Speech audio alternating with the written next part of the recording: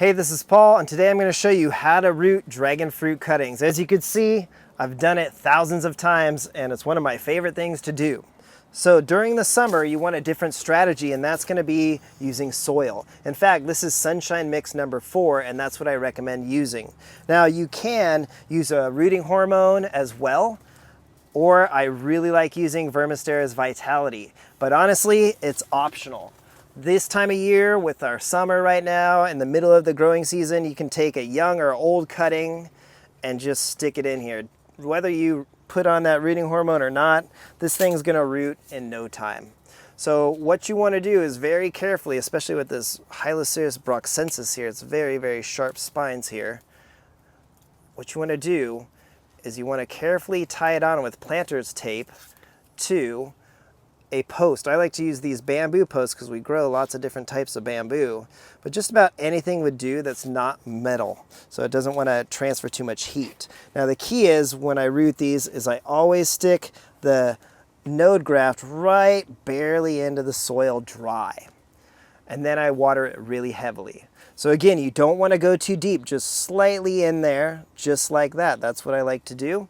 And I'll tie it again.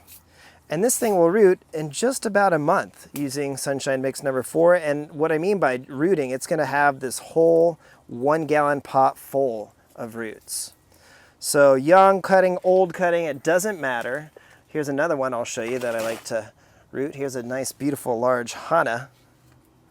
And this one's a bit on the younger side. So what I did for this one, I had a little bit different strategy. As if you can see, I broke the tip off yesterday. So I cut this, it's a node graft, or a node cut, excuse me, and those are my preference. They will root a little bit less quickly than, say, a horizontal cut that you let callus over, but in the long term I've noticed that these node cuts like this one, they tend to rot less.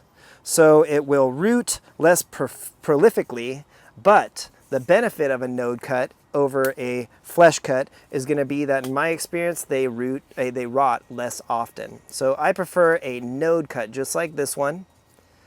And again, barely stick it into that dry soil. And then I'm going to water this really, really well. And that's all I use is Sunshine Mix number 4 in this hot house that you can see here. This is UV protected. It's over 100 degrees in here. It's really hot right now. Don't get me wrong, and it's in the shade.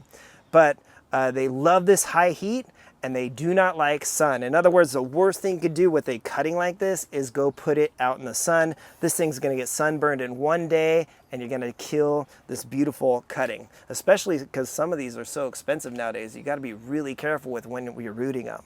So here's an example. Look at this one. This is Gray Panama. It's a younger cutting. I rooted it a month ago in here, and look at that.